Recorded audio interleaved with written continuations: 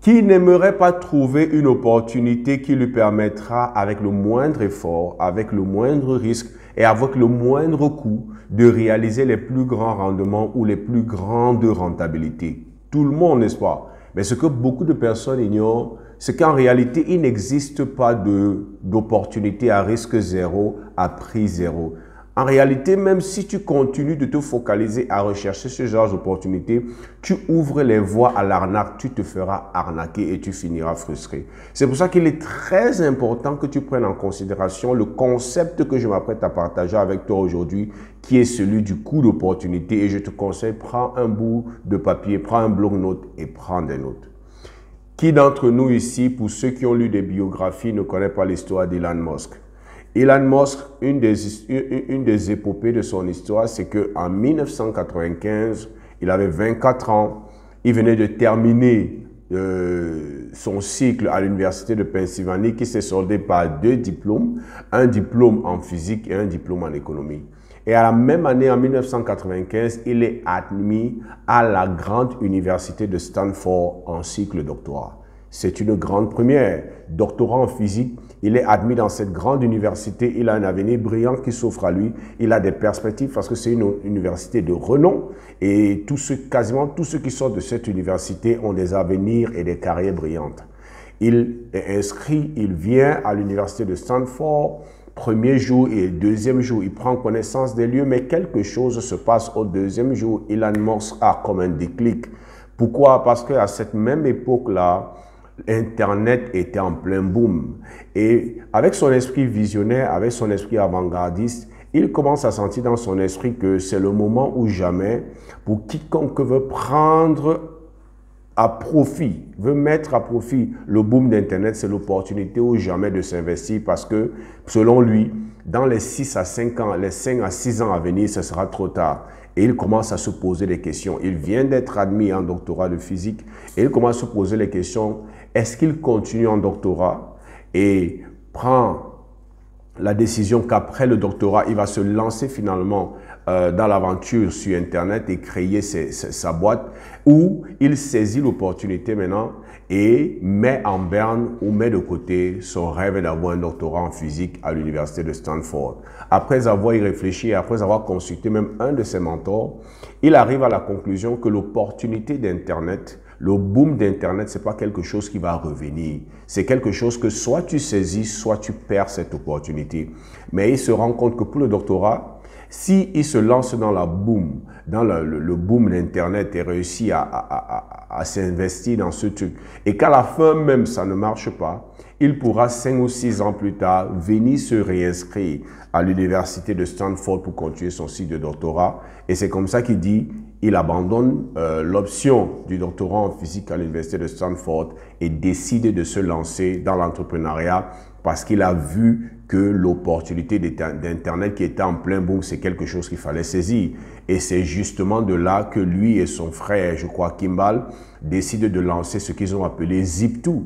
Et Zip2 a été un succès, le premier succès d'Elon Musk, à tel point qu'ils ont revendu, je crois, Zip2 à 307 millions de dollars. Et de cette transaction, Elon Musk lui-même a eu près de 22 millions de dollars, ce qui lui a permis de lancer la prochaine compagnie qui est devenue PayPal et ainsi de suite. Pourquoi est-ce que je te raconte cette histoire? Pour t'illustrer le coût d'opportunité. Quand Elon Musk a eu à prendre cette décision, Elon Musk était conscient de quelque chose. C'est que l'opportunité a un coût. Si nous disons que l'option A, dans son cas, c'était l'université de Stanford, le cycle de doctorat en physique, l'opportunité d'avoir une carrière brillante, et que nous disons que l'option B, c'est l'opportunité de saisir le boom d'Internet pour pouvoir lancer son business, nous allons nous rendre compte que le choix de l'option A va forcément nous amener à abandonner le choix de l'option B. Et le choix de l'option B va forcément nous amener à abandonner le choix de l'option A. Qu'est-ce que ça veut dire? Si je choisis A, je perds forcément B. Si je choisis B, je perds forcément A. Je ne peux pas choisir A sans perdre quelque chose et je ne peux pas choisir B sans perdre quelque chose. C'est ça la philosophie qu'il y a derrière le concept de coût d'opportunité. Suis bien le nom de ce concept, le coût d'opportunité. Ça a l'air paradoxal. Pourquoi ça a l'air paradoxal? Parce que quand on pense à une opportunité, on ne pense pas en termes de coût. Quand quelqu'un dit que j'ai saisi une opportunité, j'ai vu une opportunité, j'ai découvert une opportunité, qu'est-ce que la personne est en train de dire? J'ai découvert quelque chose qui va m'apporter des avantages. J'ai découvert quelque chose qui va m'apporter des rentabilités. J'ai découvert quelque chose qui va m'aider à avancer. J'ai découvert quelque chose qui va m'aider à booster ma productivité. J'ai découvert quelque chose qui va m'aider à accomplir quelque chose d'important pour moi. Personne ne pense quand on parle d'opportunité en termes de quelque chose que l'on perd. C'est pour ça que lorsqu'on prend le concept de coût et le concept d'opportunité, on met ensemble, ça a l'air paradoxal. Parce que le coût renvoie à quoi? À ce que je dois payer, à ce de quoi je dois me dessaisir, à ce que je dois abandonner, à ce que je dois investir, à ce que je dois donner pour pouvoir obtenir quelque chose. Quand on dit le coût de la télé, ça veut dire quoi? Ce que j'ai déboursé pour obtenir la télé. Lorsqu'on dit le coût de la main-d'œuvre, c'est ce que j'ai déboursé en termes de main-d'œuvre pour pouvoir obtenir le travail des personnes qui ont des compétences que je désire. Donc nous voyons par là que lorsqu'on prend coût et lorsqu'on prend opportunité, on met ensemble, c'est paradoxal. Parce que l'opportunité veut dire, quand je parle d'opportunité, c'est quelque chose que je gagne. C'est quelque chose qui me donne quelque chose. C'est une occasion, une opportunité, c'est quelque chose qui m'apporte de la valeur. Mais lorsque je parle de coût, ça renvoie à quelque chose que je donne.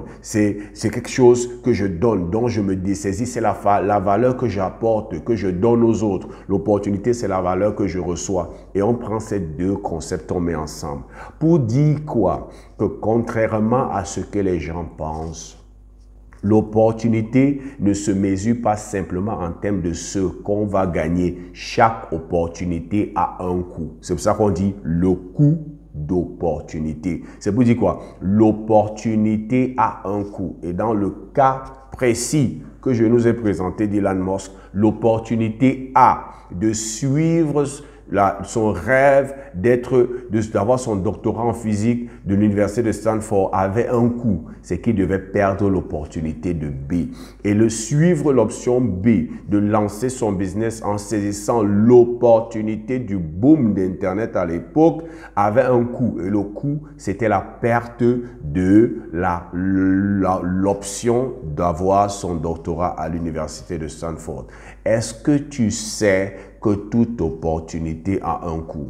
Est-ce que tu sais qu'il n'y a rien de gratuit? Très souvent, nous sommes plus conscients du prix à payer et j'enseigne beaucoup sur le prix à payer. Et lorsqu'on parle du prix à payer pour son rêve, du prix à payer pour son projet, on parle généralement de l'effort que je dois fournir. On parle généralement de l'investissement que je dois faire. On parle généralement du temps que je vais allouer. On parle généralement des nuits blanches et de ce que je vais investir pour pouvoir devenir quelque chose. Si je prends l'exemple d'un grand tennisman qui rêve gagner Roland Garros comme ce qui vient de se passer, le prix à payer, c'est quoi? C'est le travail. C'est le travail tous les jours, se lever, aller travailler tous les jours pendant des années, développer son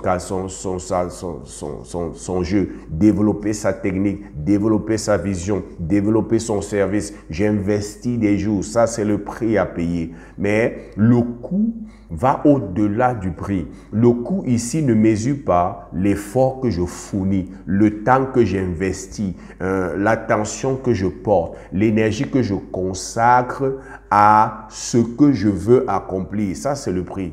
Le prix, c'est le temps, l'énergie, l'attention, tout ce que je consacre des années pour pouvoir réaliser quelque chose qui me tient à cœur. Ça, c'est le prix que je paye. Le coût, tel que le coût d'opportunité, lui, il mesure ce que je perds pour me focaliser sur une opportunité.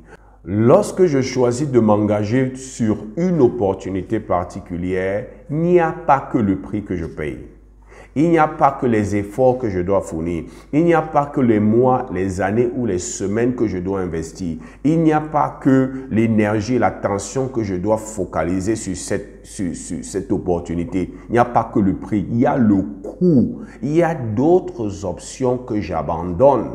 Il y a d'autres options auxquelles je renonce. Et le coût d'opportunité, c'est ce concept qui te permet de savoir que pour l'opportunité dans laquelle tu t'engages, il y a une autre bonne opportunité à laquelle tu as renoncé.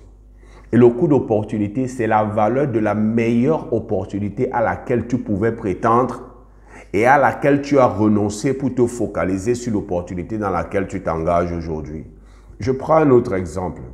En décidant de t'investir dans une opportunité qui te promet une rentabilité de 12% l'an, ça veut dire que si tu investis 1000 francs ou 1000 euros ou 1000 dollars, tu vas récolter en termes de rentabilité 120 francs, 120 euros ou 120 dollars. Donc, si tu décides de t'investir dans ce type d'opportunité qui te promet des rentabilités de 12%, en même temps, tu es en train de renoncer à l'opportunité de déposer ton argent en banque et d'obtenir des taux d'intérêt peut-être de 7%, peut-être de 5%, je ne sais pas combien les banques pratiquent là où tu es.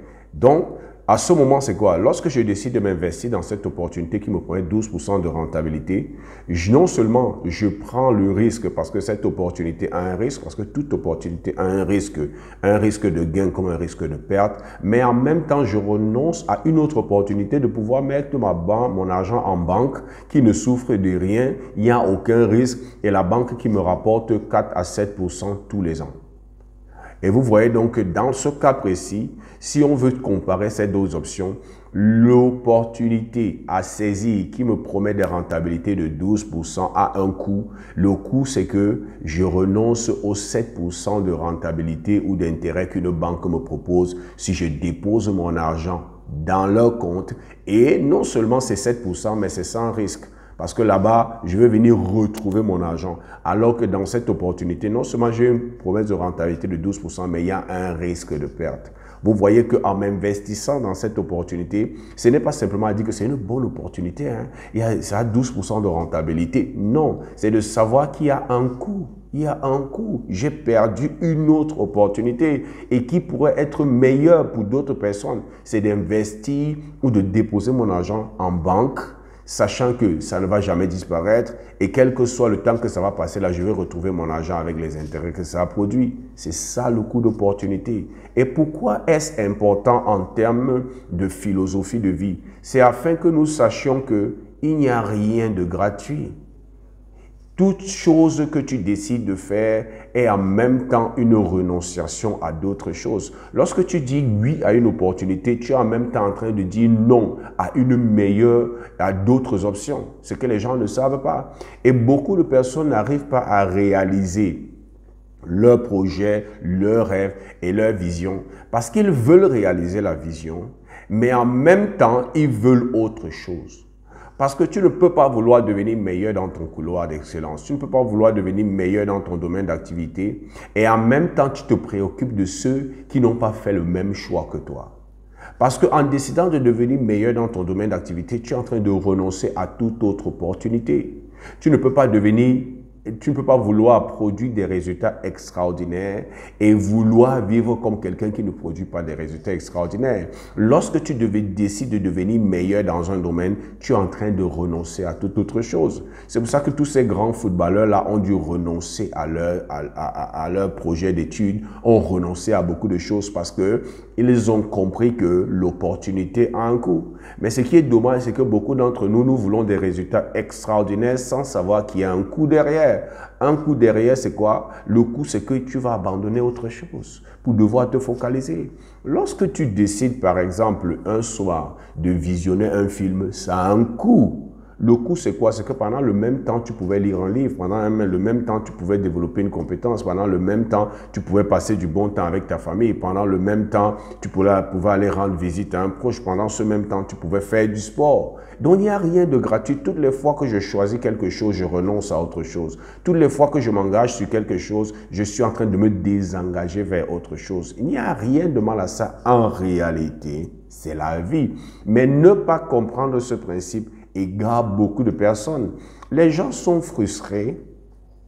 Il a choisi un couloir. Ça veut dire que implicitement, il a renoncé à d'autres couloirs. Et il est deux fois jaloux de quelqu'un qui a choisi un autre couloir et qui n'a pas choisi son couloir. Parce qu'il n'a pas compris que tu ne peux pas vouloir être de l'option A et en même temps gagner les fruits de l'option B. C'est un choix à faire. Tu ne peux pas vouloir devenir un homme, un chef d'entreprise prospère. Tu ne peux pas pouvoir rêver, bâtir un business puissant et impactant. Et en même temps, tu veux la sécurité d'un boulot comme ton camarade ou comme ton ami qui progresse en carrière. Et tu te compares à lui. Il a fait un choix. En faisant le choix d'une carrière sécurisée, lui, il a renoncé à l'opportunité de lancer son business. En prenant le risque de l'emploi, il a renoncé au risque de l'entrepreneuriat. Quand toi, tu prends l'option de lancer le business, de lancer ton business, il faut savoir que tu auras, ton opportunité va venir avec des risques, mais en même temps, tu auras renoncé à l'option d'un emploi sécurisé. Et beaucoup de personnes après sont frustrées, mais ça fait partie du choix. Ça fait partie de ton choix. Quand Elon Musk a fait le choix de saisir le boom d'Internet pour se lancer, il savait ce que ça allait lui coûter. Il savait que ça va lui coûter son rêve d'obtenir le doctorat. Et il était en paix avec ça parce qu'il était conscient du coût d'opportunité. D'autres personnes appellent ça le manque à gagner. D'autres personnes même appellent ça le coût de l'engagement. Lorsque je m'engage dans une option, je me désengage dans une autre. Lorsque je m'engage à gagner dans ce couloir, je m'engage à manquer de gagner dans un autre couloir. C'est ça la vie. Donc, la question à se poser, c'est de savoir, est-ce que la décision que tu as prise aujourd'hui, dans ce couloir, dans ce domaine de compétences, dans cette activité, dans cette vision, est-ce que c'est réellement le choix que tu veux faire? Parce que Elon Musk, lui, il a pris le temps d'étudier. Il a vu les deux options. Il a fait des projections. Et sur la base de ça, il a pris une décision. Lui, son raisonnement était simple, surtout quand il allait voir un de ses mentors, c'est que le boom d'Internet, c'est une opportunité qui ne reviendra pas. Il n'y aura pas un deuxième boom d'Internet. Et il s'est dit, ceux qui vont saisir l'opportunité maintenant, dans les 5 à 6 années à venir, c'est eux qui vont tirer profit, les meilleurs profits de ce boom d'Internet. Et c'est quelque chose qui ne reviendra pas. Et il a regardé l'option A, il a dit, le doctorat, c'est quelque chose que je peux faire à tout temps, quand j'ai de la volonté. Et surtout qu'à l'université de Stanford, ils ont un règlement là-bas qui dit que lorsque tu as été admis en cycle doctorat, tu peux surseoir l'année où tu as été inscrite, tu peux décider que cette année-là, je ne commence pas mon cycle doctorat et tu reviens plus tard. Tu n'auras plus à passer tout le processus parce que tu es déjà inscrit. Et c'était une option, c'était une information capitale pour lui. Donc, il s'est rendu compte que, ah tiens, le doctorat, je peux revenir. Si je me lance dans l'entrepreneuriat et ça ne marche pas comme je veux, après 5 ans, 6 ans, je peux décider de revenir et reprendre mon cycle de doctorat. Et sur la base de ces informations, il a décidé de se lancer dans l'entrepreneuriat. Il a décidé d'abandonner l'option. Et en réalité, lorsque nous analysons même plus loin, nous nous rendons compte qu'il n'a pas seulement abandonné l'opportunité d'avoir le doctorat en physique à l'université de Stanford, mais il a abandonné l'opportunité des 5 prochaines années. Il a mis 5 prochaines années de côté parce qu'il s'est dit, il se donne 5 à 6 ans de ce côté. Si ça ne marche pas, il pourra revenir. Et il a fait un choix conséquent, étant conscient. Est-ce que toi, aujourd'hui, dans cette voie dans laquelle tu veux t'engager ou dans cette voie dans laquelle tu es déjà engagé, est-ce que ton choix était conscient qu'il y a un coût? Parce que c'est ça la frustration de beaucoup de personnes. C'est qu'il fait le choix de l'entrepreneuriat et il est frustré parce qu'il regarde des personnes qui ont fait le choix du salariat. Chacun a fait son choix et chacun en faisant son choix a accepté inconsciemment le coût qui va avec. Lorsqu'ils ont choisi le salariat, ils ont fait le choix d'abandonner l'opportunité de l'entrepreneuriat. Et quand toi, tu as fait le choix de l'opportunité de l'entrepreneuriat, tu as abandonné l'option de l'emploi. C'est ça le coût d'opportunité, c'est ça le manque à gagner. Et c'est ça la philosophie de vie. Et à partir de là, tu comprends qu'il n'y a rien de gratuit, il n'y a rien de risque zéro, il n'y a rien à coût zéro. tout ce que nous prenons comme décision a un prix et a un coût. Il est important donc que tu sois conscient du coût, de l'opportunité dans laquelle tu t'es engagé ou de l'opportunité dans laquelle tu veux t'engager, afin que tu sois conséquent dans ton attitude et dans ton caractère, que tu ne sois pas cette personne qui soit frustrée de ce que les autres réussissent parce qu'ils ont fait d'autres choix alors que toi tu as fait un choix différent. Fais ton choix, étudie les options, fais ton choix et assume tes décisions. Sois conséquent. Et c'est là où intervient le prix. Lorsque je suis conscient, comme Elon Musk, il était conscient de ce qu'en allant vers l'option B, il perdait l'option A, il s'est engagé dans l'option B et dans l'option B maintenant, il a fait ce que j'appelle, il a payé le prix. Il s'est donné à fond. Il a passé des nuits blanches parce qu'il fallait que cette option réussisse. Parce que voilà le problème d'autres personnes. C'est que oui, même nous sommes conscients de ce que quand je me lance dans l'entrepreneuriat, j'abandonne l'opportunité d'un emploi sécurisé. Mais lorsque nous nous lançons encore dans l'entrepreneuriat, nous prenons encore la patte et nous n'y allons pas à fond. Nous ne payons pas le prix. Mes amis, lorsque tu es conscient que mon opportunité, l'opportunité dans laquelle je me suis engagé, m'a fait perdre à abandonner d'autres opportunités et que je n'ai d'autres options que de réussir, à partir de là, lorsque tu es conscient de ça, tu t'y donnes à fond.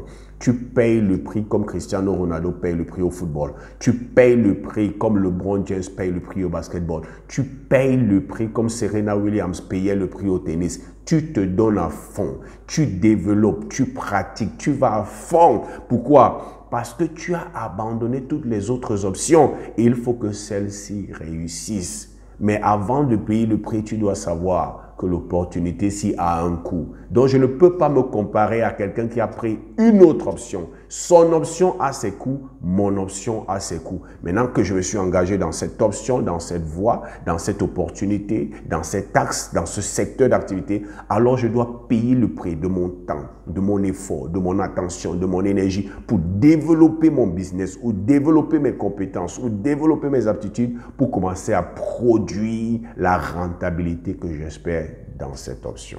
C'est ça que je voulais partager avec toi. Il n'y a rien de gratuit, il n'y a aucune opportunité à coût zéro, il n'y a aucune opportunité à risque zéro, il n'y a aucune opportunité à prix zéro. Tu devras choisir l'opportunité dont le coût t'arrange et dans cette opportunité, tu devras payer le prix pour que cela puisse réussir. J'espère que cette vidéo t'a apporté de la valeur parce que c'était ça le but. J'espère que tu as aimé. Si tu n'es pas abonné à notre chaîne, abonne-toi à notre page, abonne-toi à notre chaîne. Laisse-nous un commentaire et des likes et des j'aime. Nous avons besoin de ça. Partage cette vidéo avec quiconque que tu sais peut être intéressé par ce type de contenu. Et comme j'ai l'habitude de dire, c'était Zoé du Cameroun et je te souhaite le succès.